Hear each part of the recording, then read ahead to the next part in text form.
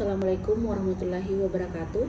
Perkenalkan, nama saya Nasria Nachong, salah satu dosen program studi matematika, jurusan Fisika dan Matematika, Fakultas Matematika dan Ilmu Pengetahuan Alam, Universitas Tadulako, Palu, Sulawesi Tengah. Video ini merupakan pernyataan diri dosen dalam unjuk kerja bakti pelaksanaan Tridharma Perguruan Tinggi di bidang pengajaran. Pada hari ini saya akan menjelaskan metode pengajaran saya dengan menggunakan metode DIA yang merupakan singkatan dari Delivery, Interaction, dan Assessment pada salah satu mata kuliah yang saya ampuh, yaitu mata kuliah persamaan diferensial biasa. Mata kuliah ini merupakan mata kuliah wajib bagi mahasiswa matematika dengan bobot 3 SKS yang disajikan di semester 3. Mata kuliah persamaan diferensial biasa merupakan mata kuliah dasar untuk mahasiswa yang mengambil bidang keahlian matematika terapan. Delivery adalah bagaimana cara saya menyampaikan perkuliahan kepada mahasiswa. Pada mata kuliah ini, saya akan memaparkan materi kepada mahasiswa dengan cara ceramah. Pada metode ini, saya menerangkan materi secara lisan mengenai konsep persamaan diferensial dan klasifikasi persamaan diferensial orde 1. Kemudian, pada tahap selanjutnya, saya akan memaparkan case method dengan memberikan contoh kasus yang relevan pada mata kuliah ini. Kasus yang akan dibedah kemudian diselesaikan melalui team-based project yang merupakan metode yang dibangun di atas kegiatan pembelajaran dan tugas nyata berbasis proyek yang memberikan tantangan bagi mahasiswa yang terkait dalam kehidupan sehari-hari untuk dipecahkan secara kelompok. Selanjutnya, interaksi. Interaksi akan menjelaskan bagaimana saya akan membangun interaksi bersama mahasiswa selama perkuliahan berlangsung. Selama perkuliahan berlangsung, saya berusaha membangun interaksi dengan mahasiswa dengan mengedepankan student-centered learning. Pada awal perkuliahan, saya akan memaparkan materi, kemudian dilanjutkan dengan sesi tanya-jawab, di mana mahasiswa bisa bertanya kepada dosen, dan dosen juga bisa bertanya kepada mahasiswa, sehingga diharapkan terjadi diskusi antara dosen dan mahasiswa, ataupun mahasiswa dengan mahasiswa. Interaksi saya dengan mahasiswa tidak dibatasi pada saat perkuliahan, tetapi interaksi juga dilakukan di luar perkuliahan, baik secara tatap muka maupun diskusi melalui grup WhatsApp yang telah saya buat di awal perkuliahan, sehingga mahasiswa memiliki wadah yang lebih luas lagi untuk bisa mengembangkan ilmunya pada mata kuliah ini. Berikutnya adalah assessment. Pada proses ini, saya akan melakukan penilaian kepada mahasiswa dengan beberapa penilaian. Sebelum perkuliahan dimulai, saya akan memaparkan beberapa informasi terkait mekanisme penilaian selama perkuliahan pada kontrak perkuliahan, termasuk item rubrik penilaian yang bersumber dari RPS.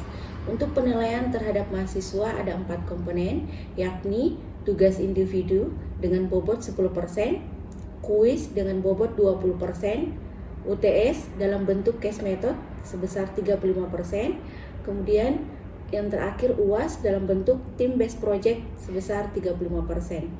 Untuk masing-masing bobot penilaian akan ditetapkan berdasarkan kesepakatan tim teaching dengan mahasiswa. Adapun deskripsi mata kuliah ini yaitu memuat materi tentang konsep persamaan diferensial dan klasifikasi persamaan diferensial orde 1, orde 2, orde tinggi, dan terapannya, beserta konsep sistem persamaan diferensial linear. Setelah mengikuti pembelajaran ini, mahasiswa diharapkan pertama, mampu menerapkan pemikiran logis, kritis, dan sistematis, serta inovatif dalam mengembangkan atau mengimplementasikan ilmu pengetahuan dan teknologi sesuai dengan bidang keahliannya.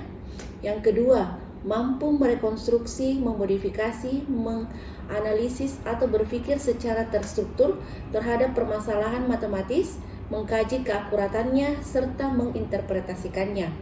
Yang ketiga, mampu menerapkan pengetahuan dasar matematika dan mengintegrasikannya pada permasalahan matematika lanjut maupun yang terkait dengan bidang ilmu lainnya melalui formulasi, analisis, eksplorasi, penalaran logis, generalisasi, abstraksi, dan bukti formal.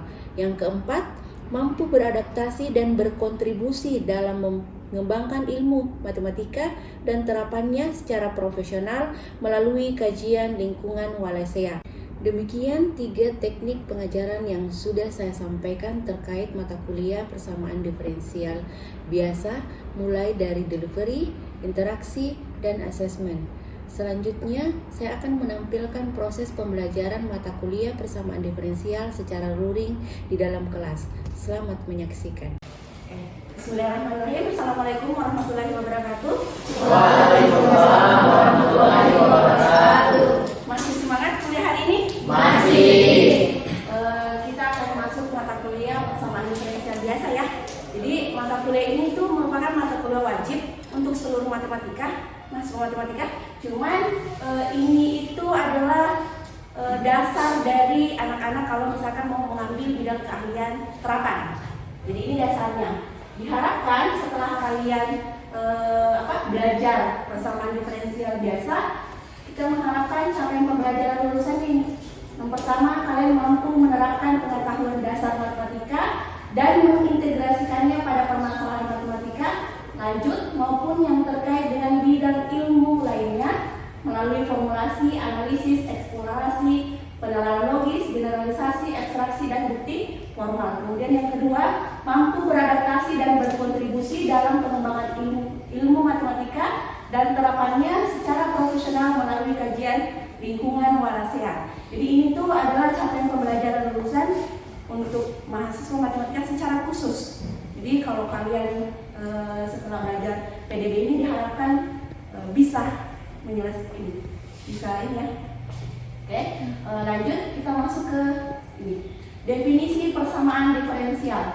Jadi persamaan diferensial itu suatu persamaan yang memuat variabel bebas dan tak bebas dan turunan-turunan dari variabel tak bebas terhadap variabel bebasnya. Ya, bebasnya ini maksudnya n ini pangkat tertingginya. Ya, bentuk umumnya itu fx, y, dy per dx atau d kuadrat y per dx kuadrat sampai dengan d pangkat n y per dx pangkat n. Ya, itu bentuk umumnya.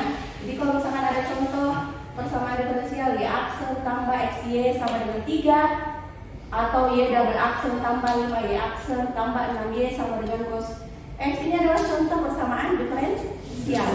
Ya. Oke, lanjut. Klasifikasi persamaan diferensial. Berdasarkan contoh yang tadi, itu dia dinyatakan dengan y dan dianggap sebagai fungsi satu peubah bebas. Ya, x yaitu y sama dengan yx. Kalau berdasarkan peubah bebas itu ada 2. Jadi ada persamaan diferensial biasa dan ada persamaan diferensial parsial. Biasa itu yang dasarnya, parsial nanti ketika kalian semester 5. Ya, itu mata kuliah wajib juga. Kemudian ada persamaan diferensial dilihat dari bentuk fungsinya. Itu ada 2 juga. Yang pertama persamaan diferensial linear dan persamaan diferensial non linear. Ya, jadi untuk mata kuliah ini kita fokusnya di satu peubah saja. Ya. Oke. Ini bentuk misalkan satu variabel bebas ya, yang PDB ini contohnya. Dimana kalau di persamaan diferensial itu biasanya ada kata orde atau derajat. Ya, ada orde dan derajat. Orde, kalian lihat, orde ditentukan oleh turunan tertinggi yang terdapat dari persamaan. Misalkan persamaannya ini ya, ini persamaannya. Ini kalian bisa menentukan orde dan derajatnya. Kalau orde ditentukan dari turunan tertinggi, kalau derajat ditentukan dari pangkat dari turunannya. Ya, jadi ingat pangkat dari turunannya. Misalkan kalau contoh kayak yang di atas itu, misalkan dy per dx tambah y tambah 6 sama dengan 0. Ini misalkan ordenya berapa? Orde 1. Derajat 1 ya. Kan dilihat tadi orde itu dari turunannya, turunan tertinggi. Kebetulan turunan tertinggi di sini tuh hanya ini kan? Ya. Oke. Ini ya, nanti ada contoh berikutnya. Nih, contohnya misalkan d kuadrat y per dx pangkat 2 ya. Tambah 5 per dy dx tambah 6y kurang cos x. Ini kalian lihat. dia orde 2 derajat 1. Kemudian yang ini orde 2 derajat 1 juga ya. Nah, coba lihat yang contoh ke 3. D kuadrat Y ya per dx kuadrat pangkat 4 tambah dy per dx tambah 2y sama dengan 0. Ini kira-kira derajat berapa? Ordenya berapa? Ingat tadi orde dari turunan tertingginya. Kalau derajat pangkat dari turunan tertingginya. Nah itu. Jadi ini apa? Kalau kalian lihat orde 2. Nah, lihat orde 2 derajat 2. Ingat orde itu apa tadi? Turunan tertinggi. Ya. Kalau derajat itu apa? Pangkat tertinggi dari turunan tertingginya kan? Iya. Kalau kalian lihat d kuadrat y per dx pangkat 2 pangkat 4 tambah dy dx tambah 2y sama dengan 0. Lihat turunan tertinggi di sini yang mana? Nah ini, ya kan?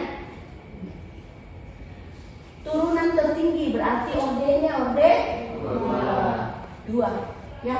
Kemudian kalau derajat itu ditentukan dari pangkat tertinggi tapi dilihat dari turunan tertingginya. Berarti berapa ini? Orde-nya. Derajatnya. Derajatnya jadi derajatnya 4 ya. Ya. Udah paham? Jadi ingat saja kalau orde turunan tertinggi, kalau derajat pangkat tertinggi tapi dari turunan tertingginya. Walaupun misalkan turunannya kalau misalnya kayak contoh ini yang keempat d 4y per dx pangkat 4 kuadrat kurang 2 dy dx pangkat 2 sama dengan 0. Ini kan kebetulan di sini kalau kalian lihat ini turunan tertinggi di sini ya. Ya. Ini sama-sama ada pangkat 2, ini juga ada pangkat 2. Tetapi lihat kalau derajat itu turunan pangkat tertinggi dari turunan tertingginya. Ya, fokus di sini. Oke. Sudah paham? Sudah bisa menentukan orde dan derajat ya? Oke. Lanjut ya. Oke, untuk mencari solusi persamaan diferensial itu harus mencari fungsi yang memenuhi persamaan itu, artinya yang membuat persamaan itu menjadi benar. Hal ini berarti harus mengolah persamaan tersebut sehingga semua koefisien diferensial hilang, yang ada hanya hubungan antara variabel x dan y saja. Gitu ya. Itu misalkan fx, y sama dengan 0. Jenis PDOD 1 yang khusus, misalkan bentuk umumnya mxy dx tambah nxy dy sama dengan 0. Ini kita bisa buat dia menjadi PD variabel terpisah ya, di mana PD variabel terpisah itu bentuk yang di atas ini, bentuk umum ini disamakan variabelnya. Misalkan fx dx ini ya, kita gabung fx dx, kemudian yang y yang bersama dy itu sama dengan 0. Itu bentuk umum dari PD variabel terpisah. Solusinya itu diintegralkan ya. Integral fx dx tambah integral dy sama dengan c. C itu konstantanya. Lanjut. Yang perlu diingat, persamaan diferensial variabel terpisah memiliki ciri spesifik, yaitu koefisien diferensialnya berupa variabel sejenis berkumpul. Ya, ini tadi. Kalau yang di atas kan bentuk umum PD ya. Nah, di sini variabel x dan dx itu bersama mereka. Ya, ini juga gy dy. Ya, itu dipisahkan. Jadi dia sejenis berkumpul dengan diferensialnya. Dengan kata lain dapat dinyatakan dalam bentuk sederhana fx dx tambah gy dy sama dengan 0. Gitu ya. Nah, ini kalau contoh. Ini ada contoh. Kalau kalian lihat contoh dy dx tambah sama dengan x tambah 1 per 2y, X-nya 0, Y-nya sama dengan 2. Ini kalau misalkan dibawa ke dalam bentuk masalah nilai awal ya. Nah, misalkan kalau di sini soalnya misalkan dy per dx x tambah 1 per 2y. Nah, kalian ingat tadi kalau variabel terpisah, variabelnya harus diapakan? Dikelompokkan ya. Jadi x dengan dy, x dengan dx, y dengan dy. Nah, kalau misalkan kalian lihat, boleh langsung misalkan kayak gini. 2y dy ya sama dengan x tambah 1 itu dx. Sudah berkumpul kan? Ya. Nah, langsung diatur nih. Ya, 2y x tambah 1 dx. Nah, ketika bentuk persamaan diferensial sudah dibawa ke dalam bentuk variabel terpisah, itu langsung bisa diselesaikan. Itu pakai integral. Langsung di 2y dy integral tambah 1 dx langsung diselesaikan. Ya. Nah, hasilnya y kuadrat, ini turunan dari 2y ya. Kemudian integral dari 2y itu y kuadrat, kemudian integral dari x tambah 1 itu adalah x kuadrat tambah x ya. Kemudian dipindahkan ini, pindah ruaskan jadi ini. Nah, kalau ini ketambahannya adalah ketika misalkan diketahui. Jadi biasanya kalau ini tuh erat kaitannya dengan masalah nilai awal. Kalau yang ini biasanya kalau di persamaan diferensial ini hanya sampai solusi umum ya. Kalau yang ini sudah tidak ada variabel c, berarti solusi khusus. Kita peroleh nilai c dengan memasukkan nilai yang x-nya sama dengan 0, y-nya sama dengan 2 gitu ya. Oke, kita masuk di contoh persamaan diferensial variabel terpisah. Misalkan ada persamaan diferensial, misalkan dy per dx sama dengan x tambah 1 per y kuadrat kurang 3. Nah, tadi kalau untuk variabel terpisah dikelompokkan ya, yang sama variabelnya y ya dan dy, x dengan dx. Nah, contoh yang di slide ini kalian lihat soalnya dy per dx x tambah 1 per y kuadrat kurang 3. Nah, kalau kalian bingung langsung saja y pangkat 2 kurang 3 dy itu sama dengan x tambah 1 dx ya. Nah, setelah sudah berkelompok variabelnya, kalian langsung tinggal integralkan. Y kuadrat kurang 3 dy sama dengan x tambah 1 integral ya dx. Ini langsung ya. Kalau y pangkat 2 kalau diintegralkan jadi 1/3 y pangkat 3 kurang 3y ya. Oke, sama dengan ini 1/2 x kuadrat ditambah dengan x. Ini tambah c ya. Nah, nanti kalau kalian mau kelompokkan ininya, kalau di PD itu ada namanya solusi umum.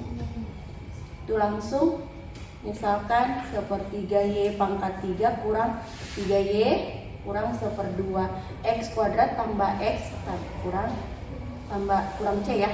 Oke. Nanti ini untuk nilai c-nya itu ketika ada soal nanti ada mata kuliah namanya masalah nilai awal, itu ada lagi misalkan dia ditentukan nilai y-nya berapa, nilai y-nya misalkan 0, x-nya misalkan 1. Ini tinggal disubstitusi untuk mencari nilai c gitu ya. Kemudian y tambah 2x dy itu dikali dengan 1/y per x, x-nya habis ya. Nah, tersisa y. Oke, sampai sini nih paham? Yang sambung ini paham ya? Nah, itu asalnya dari sini tadi. Yang ini y x kurang 1 dikalikan dengan 1/y x, maka jadi ini dia ya. Begitu juga dengan y tambah 2x itu dikalikan dengan 1/y x, itu akan berubah menjadi ini. Karena bentuknya sudah berkelompok, variabel x sama dengan dx, y juga dengan dy, maka langsung tinggal kalian integralkan. ya seperti itu. PD dalam memodelkan gerak perubahan sudah dilakukan di semua bidang ilmu. Misalkan perubahan kalian dari rumah ke kampus, itu ada perubahan apa? Ya posisi ya. Nah biasanya itu kalau di fisika ada perubahan, kalau untuk mengukur kecepatan apa dia? V sama dengan S. S itu apanya? Jarak per waktu ya. Jadi ada perubahan. Jadi PD itu luas ya. Bisa dibawa ke dalam penerapannya, bisa dibawa ke fisika, ekonomi. Nah, kalau misalkan contoh perubahan gerak dan perubahan ini misalkan X T sama dengan AXT, atau misalkan DX DT, berarti ada perubahan X terhadap waktu ya, itu AXT ya. Nah, contoh lainnya misalkan dibawa ke ini, pertumbuhan populasi ikan di dalam kolam. Nah, jadi kita misalkan mau memodelkan pertumbuhan populasi ikan dalam sebuah kolam, misalnya kolam tersebut tertutup, dia tertutup begini ya, misalkan. Nah, di dalamnya itu hanya ada sumber makanan, ya, sumber makanan terbatas, tidak ada ikan masuk atau keluar. Jadi di dalamnya ini tidak ada ikan yang dimasukkan, tidak ada penangkapan ikan, tidak ada. Jadi tertutup, hanya ada sumber makanan. Sehingga pertumbuhan ikan tidak bisa tak terbatas. Maksudnya nanti misalkan di dalam ikan ini kita menganggap ikannya itu hanya ada 1000 ekor misalkan, berarti hanya terbatas di situ, gitu ya. Dari permasalahan ini itu akan muncul, kita bisa berarti buatkan persamaan diferensialnya. Misalkan pertumbuhan populasi ikan kita anggap sebagai P, berarti dia jadinya bentuk persamaan diferensialnya jadi apa? DP per DT, jadi pertumbuhan ikan terhadap waktu ya. Itu kita pakai populasi ikan tumbuh secara logistik ya. Misalkan contohnya RP dikali dengan 1 kurang P per K. PT itu jumlah ikan pada waktu, artinya perubahan populasi ikan ya. R-nya laju pertumbuhan alami ikan ya, kan ada sumber makanan pasti dia akan tumbuh. Kemudian K daya dukung maksimum kolam. Itu tadi kalau misalkan kita anggap kolam ini hanya bisa menampung 1000 ekor misalkan. Jadi kemudian populasi awalnya itu 100, artinya kayak seperti ini. Jadi di awal di kolam ini hanya diberikan 100 ekor ikan ya. Nah, dengan adanya makanan di dalam, dia akan tumbuh hanya sampai 1000 ekor saja, ekor ikan ya. Kenapa? Karena daya tampung kolam ini hanya 1000 ekor, gitu ya. Tujuan untuk budidaya ikan lele, ikan apa? Tujuannya untuk apa? Hah? Untuk panen. Ya, untuk memanen. Berarti misalkan kayak contoh yang tadi, yang persamaan R kali P 1 kurang P per K itu akan bisa dibawa ke dalam bentuk persamaan baru dengan ya misalkan C. Anggaplah C itu penangkapan ikan, gitu ya. Nah, jadi misalkan persamaannya itu jadi ada penangkapan ikan sebesar C, ya. Nah, dimana kalau ikannya ditangkap terus pasti populasinya bisa habis, ya, populasinya akan habis. Di anak-anak terapan biasanya itu bisa diketahui perubahan populasi ikan terhadap waktu ini. Kita bisa mencari misalkan titik keseimbangannya di mana, stabilitasnya di mana, grafiknya seperti apa, itu bisa ya. Oke. Ada yang bertanya kan? Saya Ibu, saya tidak paham Ibu kenapa dibilangnya D2 derajat 1 di persamaan pertama sama kedua itu? Saya masih belum paham. Memang membedakan orde sama derajat. Oke, tadi kan sebelumnya orde itu apa? Turunan tertinggi, ya. Jadinya orde turunan tertinggi, kalau derajat pangkat tertinggi dari turunan tertingginya. Nah, sekarang kalian lihat soal nomor 1 dan 2. Itu kenapa kok sama orde 2 dan derajat 1, sementara di contoh yang kedua ini ada pangkat 3 di sini kan? Nah, lihat pangkat 3 ini derajat orde berapa dia? Ordenya hanya 1. Sementara orde tertinggi di contoh nomor 2 ini tuh ada di D kuadrat Y dengan per DX pangkat 2. Jadi orde tertingginya orde 2, jadi fokus di orde 2-nya. Lihat orde 2-nya, orde 2-nya berarti derajat 1. Oke. Sekarang coba yang nomor 3. Ini orde berapa, derajat berapa? Orde 2 derajat 4. Ya, oke. Benar ya? Benar? Supaya kalian lebih paham tentang persamaan diferensial biasa, tapi diselesaikan dengan metode variabel terpisah. Ini ada soal kalian bisa kerjakan di rumah ya, 10 nomor. Minggu depan dikumpul. Ada yang mau ditanyakan lagi sebelum saya tutup? Oke, kalau tidak, terima kasih banyak atas waktunya ya. Mohon maaf jika ada yang salah dari saya. Akhirnya, assalamualaikum warahmatullahi wabarakatuh. Waalaikumsalam warahmatullahi wabarakatuh.